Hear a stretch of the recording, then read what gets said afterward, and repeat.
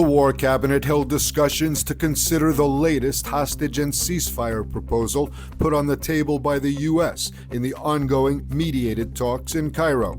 Reports on the details of the American proposal have emerged.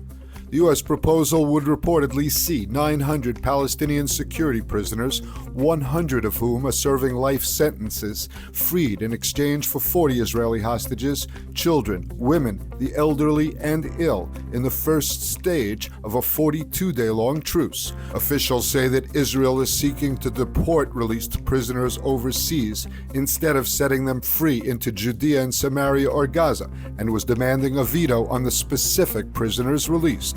The U.S. says the ball is in Hamas court and is pushing Qatar hard to urge that they accept the offer. While most Israeli troops have been withdrawn from Gaza, the IDF is continuing military pressure on the enclave.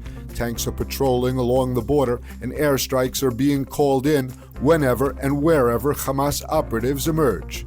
Israeli forces have stepped up bombardments in Deir al-Balach in central Gaza, as well as Rafah, two areas the IDF has yet to enter in ground operations. Prime Minister Netanyahu stated once again that the IDF will eliminate remaining Hamas brigades, regardless of what the rest of the world says, and that includes the planned operation in Rafah.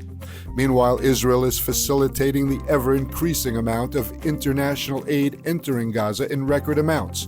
468 humanitarian aid trucks were inspected and transferred to Gaza. This was the highest number of aid trucks that entered Gaza in one day since the start of the war. U.S. President Joe Biden is urging Israel to call for a 6 to 8 week ceasefire in the war in Gaza. The White House insisted that the comment made in an interview before the heated Biden-Netanyahu phone call did not mark a major shift in policy. In his appeal to Israel, Biden did not mention Hamas or the potential deal for the release of Israeli hostages. The White House also announced that a meeting will take place between Israeli and U.S. officials to discuss the planned IDF operation in the Gaza city of Rafah. The announcement seemed designed to push back at Prime Minister Netanyahu's announcement that Israel has already planned a date for the Rafah operation. Experience the power of truth with ILTV News. If you're looking for quality content and captivating visuals, join our news community and become an integral part of our team as we embark on a mission to unveil the real Israel, dismantling the web of lies and misinformation that surround reporting on Israel. By subscribing to ILTV News, you will not only have access to the latest updates, but you will also amplify our message, creating a ripple effect that carries the truth far and wide.